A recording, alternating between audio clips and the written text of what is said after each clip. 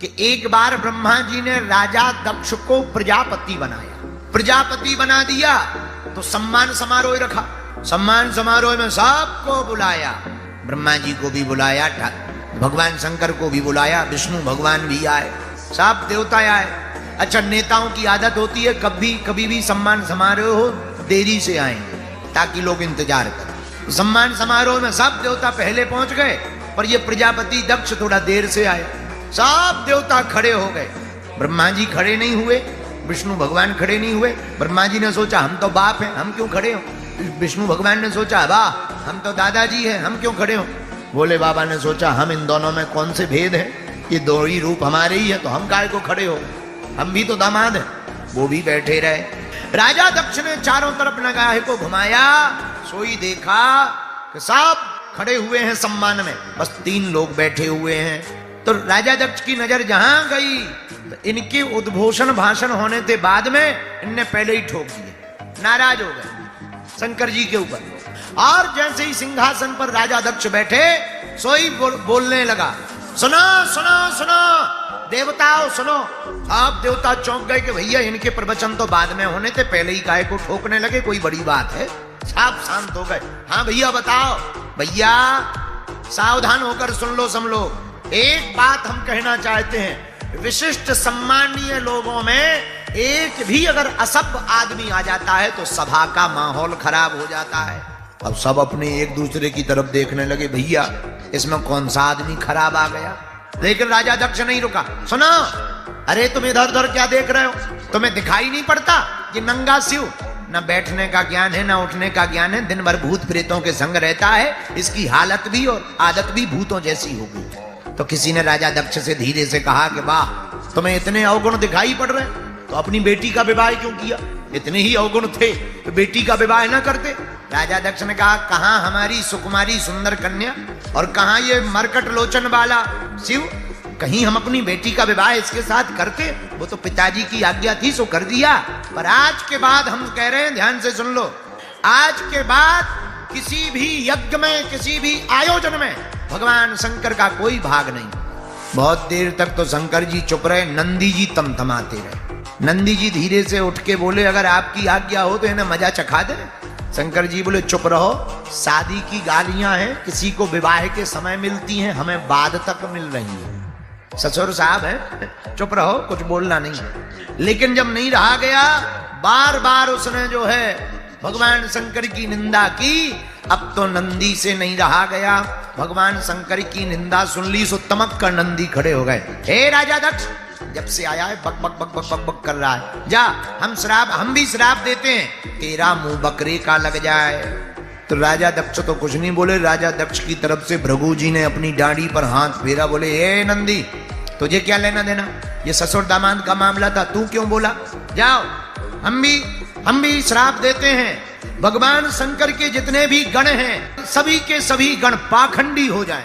और नंदी को लगा कि हमें श्राप मिल गया पाखंडी होने का। सोई नंदी फिर तमक के उठे, ए बाबा हम लोगों को पाखंडी होने का श्राप दिया, जा हम भी तुम्हें श्राप देते हैं, तुम्हारे जैसे जितने भी ब्राह्मण हैं मांगने वाले, सब चटुकार मांगने वाले ब्राह्मण बन जाए। जहां श्राप मिली, शंकर जी ने मन में सोचा, आए थे सम्मान समारोह में, चल रहा है श्राप समारोह, इससे अच्छा तो चले जाना चाहिए। मौन होकर के भोले बाबा उठ गए, नंदी वंदी को कहा चलो, सभी गणों को लेकर के आ गए।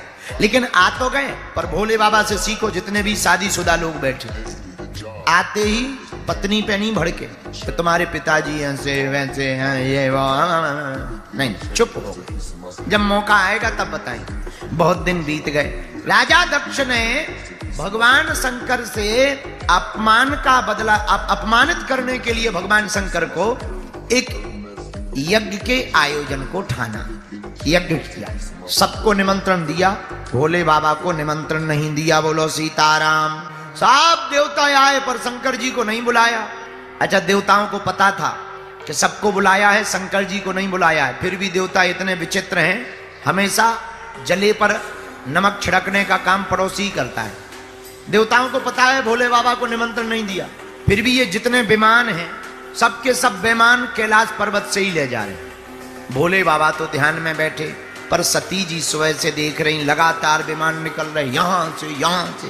क्या बात, कुछ गंधर्वियां गाती हुई जा रही थी। सोई सती जी दौड़ी दौड़ी गई, अरे सखियो कहां जा रही हो? सोई ऊपर से गंधर्वियां बोली, अरे सती तू अभी तक यहां बैठी है, तुझे पता नहीं तेरे पिताजी ने कितने बड़े विशाल यज्ञ का आयोजन किया है, हम सब देवी देवता वहां जा रहे हैं, हम भी जा रहे हैं, तू नहीं जाएगी क्या? हाँ पता है, तू चल, हम अभी आते। झूठ मूठ बोल करके सती जी वापस आई। भोले बाबा बैठे हुए थे। सोई सती जी ने सोचा अब कैसे बात करें, पिताजी इतनी बड़ी यज्ञ कर रहे हैं पर निमंत्रण मिला नहीं है। सोई सती जी बाबा के चरणों को दबाने लगी। जितने विवाहित पुरुष बैठे हैं सुन लो, जिस दिन तुम्हें बार बार चाय के लिए पूछा जाए, मीठा हलवा के लिए पूछा जाए, समझ जाना या तो जेब कटनी है या गर्दन। सती जी चरणों को दबाने लगी। भोले बाबा बोले, देवी जी क्या बात है, आज बहुत सेवा हो रही। नहीं महाराज, हम स्त्रियों का तो धर्म है पति के चरणों की सेवा करना। अच्छा, पर कोई कारण है? हाँ, एक कारण है। क्या आपको पता चला आपकी ससुराल में आपके ससुर जी ने यज्ञ का आयोजन किया, आप जाएंगे? भोले बाबा बोले, देवी ये बताओ कोई निमंत्रण आया है? महाराज, निमंत्रण तो नहीं आया, पर पिताजी ने निमंत्रण भेजा होगा, डाक गड़बड़ा गई हो, पत्र इधर उधर हो गया होगा, डाकिया ने गड़बड़ कर दिया होगा, पर पिताजी हमसे प्रेम बहुत करते हैं। अब आज तक जो बात छिपा कर भोले बाबा ने रखी थी वो आज बताई। देवी जी, दरअसल तुम्हारे पिताजी ने हमारे अपमान के लिए ही यज्ञ का आयोजन किया है, वरना हम ना पूछते कि पत्र आया कि नहीं। तो और सुनो, जहां तुम्हारे जाते ही प्रसन्नता ना होवे, तुमको देख करके लोग खुश ना होवे, मुस्कुराए ना, जिनकी आंखें तुमको देख करके चमचमाए ना, ऐसे व्यक्ति के घर पर नहीं जाना चाहिए। भले ही उसके घर पर सोना चांदी क्यों ना बरस रहा हो, कितना ही अमीर क्यों ना हो, उसके घर पर नहीं जाना चाहिए। पर सती जी नहीं मानी। भगवान ने खूब समझाया, पर जब सती जी नहीं मानी तब भोले बाबा ने विचार किया, अब जो होगा सो देखा जाएगा, जाने दो। एक गण को साथ में लगा दिया, सती जी चली गई। घर पहुंची, वो राजा दक्ष ने पहले ही कह रखा था, सुना, भगवान शंकर से संबंधित कोई भी आए, कोई आदर नहीं मिलना चाहिए। तो पहले जो देवता प्रणाम करते थे, सती जी को देख करके मुंह टेढ़ा करने लगे, धीरे से प्रणाम करने लगे और मुंह टेढ़ा कर लिया। सती जी ये माहौल देखकर घबरा गई, ऐसा आज तक नहीं देखा था। बहनें भी ठीक से नहीं मिली, मुस्कुराती हुई भर मिली, एक आध बार ताना दे दिया, चली गई, पर मिला कौन प्रेम से? सती के ना आने का और आने का किसी को ज्यादा दुख नहीं, न सुख न दुख, पर किसी को दुख था तो एक केवल सती की मां को दुख था। मां का ममत्व तो अद्भुत होता है। बेटा या बेटी कितनी भी बेकार हो, पर मां कभी भी अपने दिल से दूर नहीं करती है। आगे माता सती ने मां को मिली, पिता को भी मिली, पर पिता का ठीक से स्वभाव नहीं देखा। यज्ञ की तरफ गई, यज्ञ में सब देवताओं का भाग अलग अलग रखा, स्थान अलग अलग रखा। भगवान शंकर कतहु न देख संग भूकर भागा, कहीं भी शंकर जी का स्थान नहीं देखा। तो सती जी को थोड़ा क्रोध आया, और क्रोध आना भी चाहिए, क्योंकि पति के सम्मान में पत्नी का सम्मान है, और पति के अपमान में पत्नी का अपमान है। अब सती जी को क्रोध आया और उन्होंने सोचा कि हम वापस जाएंगे तो भगवान शंकर मुस्कुरा करके भोले बाबा कहेंगे, आओ दक्ष कुमारी, हम इनके नाम से जोड़ेंगे, हमारा मजाक बनाएंगे, इससे अच्छा है प्राणों को त्याग देना चाहिए। तो क्रुद्ध हो गई, होंठ फड़फड़ाने लगे, आंख लाल हो गई।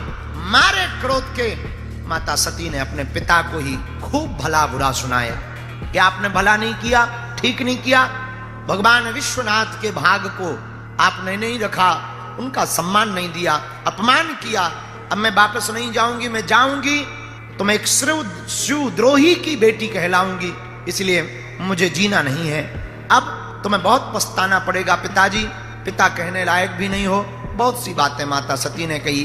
अंत तो गत्वा भगवान शंकर को मन में ध्यान रख करके कहा, हे भगवान, हे चंद्रमौलेश्वर भगवान, हे भूत भावन महादेव, दोबारा जन्म मिले, दोबारा आपके ही चरण मिले, ऐसी प्रार्थना करके क्रोधाग्नि को प्रकट किया। माता सती ने अपने शरीर को त्याग दिया। अंत तो गत्वा भगवान शंकर को पता लगा तो गणों को भेज करके यज्ञ को विध्वंस कराया। वीरभद्र को भेजा, गणों को भेजा, सब देवता जितने सम्मिलित थे सबको दंड दिया। किसी की दाढ़ी पटा ली, भृगु जी की दाढ़ी पटा ली, किसी के दांत फोड़ दिए, किसी की आंखें निकाल ली, सबको दंड दिया। यहां तक कि राजा दक्ष के सिर को काटकर हवन कुंड में कर दिया स्वाहा। राजा दक्ष को भी दंड दे दिया।